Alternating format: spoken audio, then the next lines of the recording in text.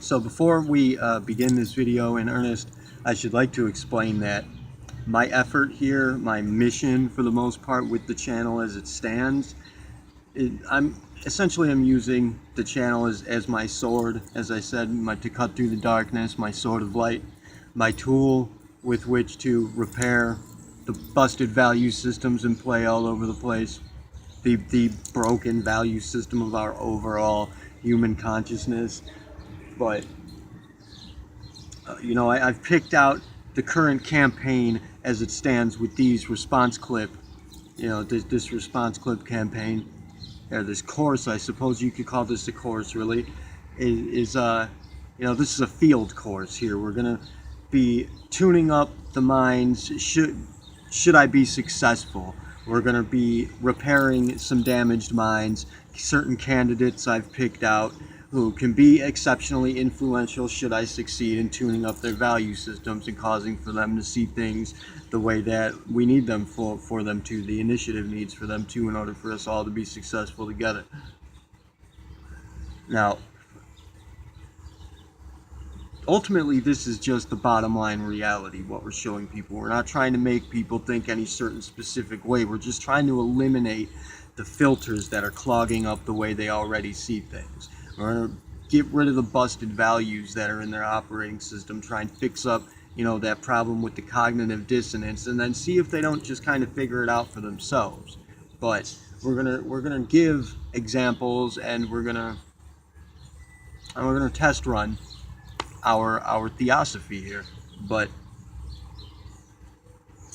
as I was saying, with these certain handful of candidates, I have the two sides, essentially. There's three sides really in play right now. There's going to be the side of religion, there's going to be the side of atheism, and then there's going to be operatives in the field, many of whom I've already picked out, do not know that they're operatives yet, but they'll find out. And they're doing a hell of a job. They're very awesome people. We have one of them lined up for later today. I'm going to do a clip about them, but for right now, amidst my session here it's hot as fuck out here, but I should like to explain that with the operatives, it's just a matter of giving them a direction. It's just a matter of saying, hey, check it out, this is what's going on, and they'll get it. They're spotters. All I have to do is point out some essential values, and they'll make sense of it themselves. But with the atheism side, it's really a measure of having to kind of chime them down a bit, and because they're really high on themselves. They have this sense of righteousness about them, and it's so skewed how people are going to view this, how the general public that are not involved in this battle, as it were, this war, are going to see this. But we're going to point that out right here now. The atheists are very high in themselves. They have this sense of righteousness about them, of justice and authority, and of course they should. They have every right to. They deserve it, in that right? A lot of them, most of them, except for when they stumble into our territory and fuck up, because they don't know what they're talking about there. It's a damn shame, and it's a kind of a surprise, really, but not many people do. Not many people actually do know a fucking thing when it comes to that particular field of inference. But with the atheists, it's a matter of kind of toning them down, chiming them down, humbling them, really, and giving them working examples, kind of pointing out where spirituality is in fact already functional in their lives and is of benefit to them, ultimately. Trying to give them a sense of spirituality already being in play. You can't convince them to try it. They're just as stubborn and as deadpan as the religious people. Both of them on both sides suffer from that cognitive dissonance. So you can't really try to get the atheist to give it a shot, but you can point out where they're already doing it. And we've already started to do that with the last response clip I made. But that's what we're doing on the atheist side. We got to kind of tone them down a bit. Whereas with the Christians, we really have to kind of pull them up by the bootstraps, and we got to elevate them because they're seen in such a dark light. And that's where it's so skewed here, is because it would seem like the Christians should be high in their authority, feeling all righteous in their godliness and shit, and be illuminated, you know, in standing in the light as far as the world knows of religion and God, and that's all the good side and all that shit. Whereas the atheists should be seen in a dark light as these kind of emo characters that are like anti-social, you know what I mean? Like that kind of a punk rock rebellion asshole kind of vibe. But really, it's the other way around, where the atheists are actually the scientists in play who are working towards a common understanding and actually, you know, building up a what can I call it? A hang on a second. Everybody say hello to Jay. Come wave. Hi. This is my student. He's learning swordsmanship at the moment, but he's going to learn other things as we go along. I found a pump. Found a what? The pump. Awesome. Good job. Jay also made up for the failure yesterday. Was that yesterday? Yeah. Jay made up for the failure yesterday. I don't know if any of you guys saw that clip where I told you that Jay had screwed up, but Jay has fixed it. So, I'll pause you here. Be back? Alright, so on the Christian side, we have to pull them up because they're actually seen in the real view in this battle. If you're in the battlefield, if you're in the battle zone, the atheists are speaking from the side of science, and they're trying to bring about a proper understanding, and they're trying to bring down these lies and this hurtful nonsense that's spread about by Christianity, while the Christians are seen in a dark light as the evil presence, because in fact they kind of are.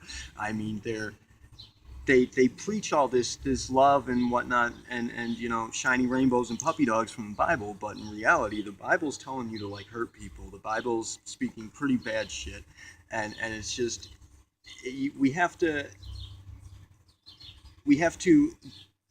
give the Christians a value set, allow for them to pick themselves up and get out of that rut, while we have to snag those atheists and pull them down because they're too high on themselves at the moment. That's my stand, at least that's how I'm going to approach it. So I'm really happy to say I found this one Christian girl who's speaking out about anti-feminism. She's speaking out towards the Girl Defined. I don't know if you guys are familiar with Girl Defined. It's a couple of really ditzy blonde chicks who go on and on about like female obedience to men in the Bible and shit like that, and they're way off, and they do a lot of things that are really inappropriate too, especially for what they're talking about, which is really funny. And this girl kind of points it out. I don't know her name, but her channel is called God is Gray. I don't know much about her. I don't know her name. I just know that I started watching the video and I wasn't sure about her. I didn't know what side she was on or what she was trying to say. I didn't know if she was just speaking against Girl Defined, maybe, you know, making fun of them, because I mean, why not? They're an easy target. But she turns out that she's a Christian, and she's actually speaking up for feminism. The video I'm responding to is called, I think it's called is what is it called? Is feminism a sin? Is that the right word? Is feminism a sin? I think, and that was, or yeah, that was a reply by Girl Defined about feminism on from her end, and you know, her voice is eerily soothing and like sounds real nice. She's like a siren's call, and that's why I started watching the video and got into it. But by the end of this video, I'm like, seriously, I've got tears in my eyes and shit, because this girl is actually like a lucid Christian. She's on it. She's awake and aware, and she even speaks about cognitive dissonance, which crap, I lost my notes. Pause again. And I did this, and I stayed in the air longer. Yeah, I know. I'm going to teach you exactly how to do that. We're going to teach you how to fly, kid. Okay, I found him. Now, Can you not smoke that one?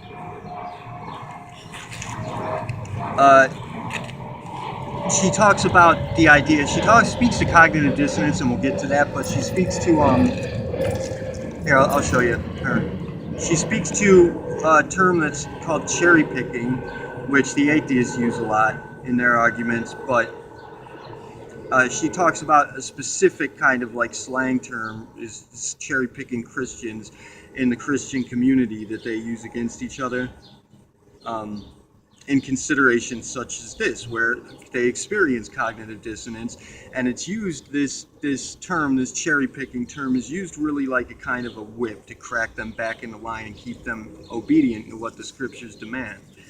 And so, I mean, where the atheists speak out about cherry picking with the Bible and with religion, it's like you can't really not do that, because no matter who you are, whether you're a Christian or not, you're going to be involved. The Bible is going to be a part of your life somehow. It's going to influence you to some degree or another, whether you choose to believe in it or not. So, I mean, if you say, I don't believe in the Bible, period, and you throw it out, then you have to throw out everything good that it gives you too. So you kind of have to agree with it on certain points, and whether you believe in it or not, if you agree with it, you're technically kind of cherry picking in your own personal value system. So, I mean, that's that as it stands. That's the reality of the situation. But insofar as we would like to discuss it here, hang on just a second. All right, here we go.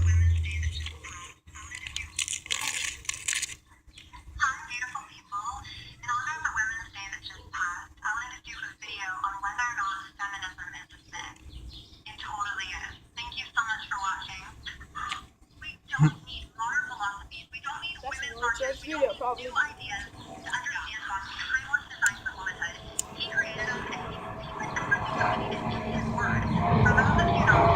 Now, that was girl defined. The motherfucker, man.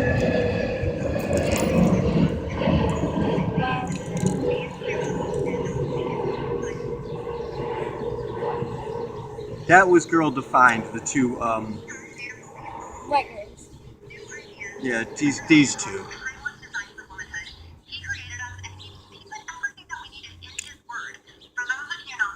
It's called girl defined. Yeah.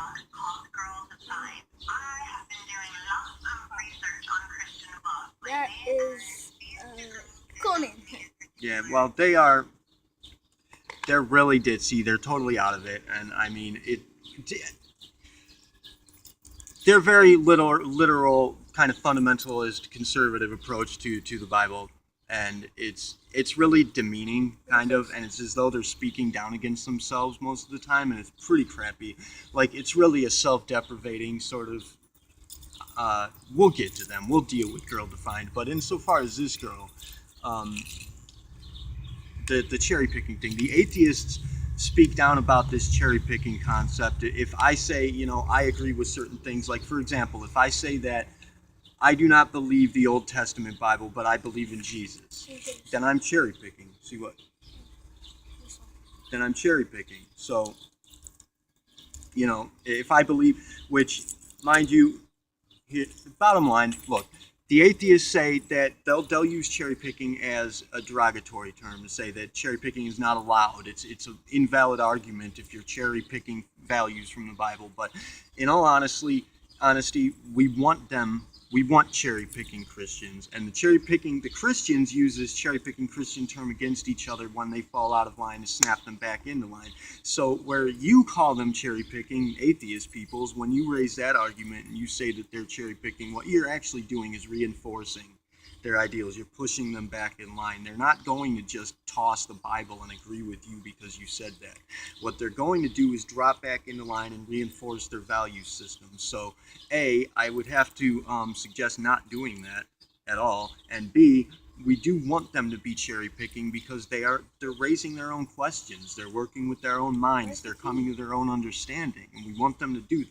Well, we do. The initiative does.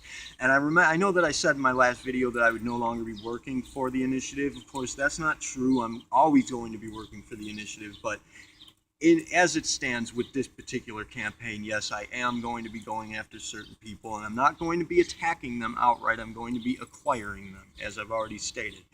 I did attack Rachel, and I'm sorry for that. Again, I feel bad about that. Also, I attacked that Hacking the Headlines girl, and she actually... that video that she had made, she had just come back from a stint offline, and she had not been making videos, and then she came back, and like, she was happy to be back, and I stepped in and I got her. I don't have it on me. I stepped in and I said that I made that video in response to her, and she actually took down that video, so I kind of feel bad about that. I'm gonna have to pay her back for that. That was mean, I guess, kind of. But she had it coming. She's fucking gonna. What she was saying, she's gonna say that lucid dreaming is demon worship. I cannot allow for that. It's just, it's not on my watch. But I, whatever the case may be, I'm still working with the initiative, of course. I am not their active director. I am a renegade operative, and I'm going to be launching this campaign going after a certain handful of people to acquire them from either side, which what I'm getting at with this video is I'm very happy to have found this particular Christian girl because she's lucid and she's awesome, and she's like really awesome. She's really very cool. And here, let me show you another.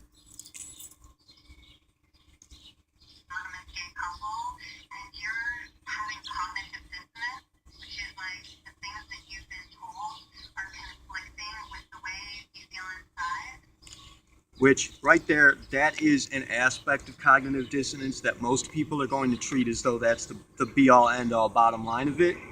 That it's just what you've been taught is conflicting with the way you feel or what you're experiencing. While that is actually, that's going to be a symptom of it, but it's that's something that I would have to refer to as being conscientious cognitive dissonance, where you are aware that you're experiencing cognitive dissonance. For most people who are affected by cognitive dissonance, they will likely never be aware that it's actually happening. They won't even acknowledge that it's a potentiality, which that's the difficulty in it, is that crazy people don't know they're crazy, bottom line. Now, this girl is actually aware of cognitive dissonance, and she's aware of the fact that, you know, it could be happening to her. She says at one point, she says to God, she's speaking to God, saying her prayers, and she says, this, what I'm reading in the Bible, this does not feel like the God that I know, and this does not feel like the God that I love, you know. And that's absolutely the case in many contexts. And when you're dealing with Christianity, ultimately the values that are in play, I mean, ultimately, the initiative really would like to toss the whole thing out altogether because it's too broken, it's irreconcilable, it's not a maintenanceable area. But that's not going to happen. Obviously, it's never going to happen. So, but I mean, if you're looking at the hardcore, the fanatical Christian belief system, the value system, and the values in play, even where it comes to nothing is hard set in stone. Even where it comes to murder, you know, thou shalt not kill. But there's going to be certain contexts riddled throughout the Bible wherein it's okay for you to murder people outright for apparently no good reason at all, just because you're mad or you know, you think it's fucking, you know, imposed upon you somehow by some greater force. But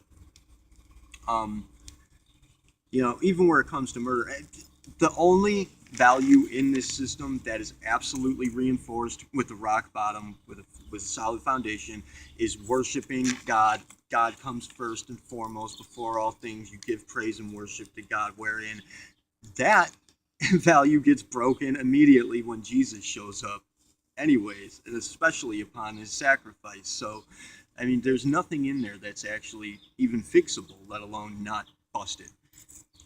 It's just, so I have to say to this woman who is experiencing cognitive dissonance from time to time, and she's aware of it, she's acknowledging it, she is in fact lucid, she's aware of the fact that she is dreaming.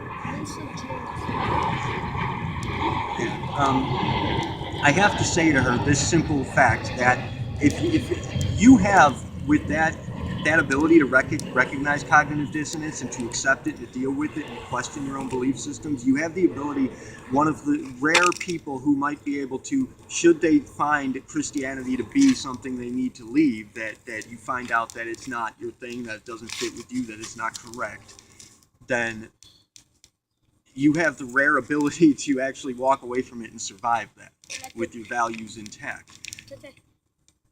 And so,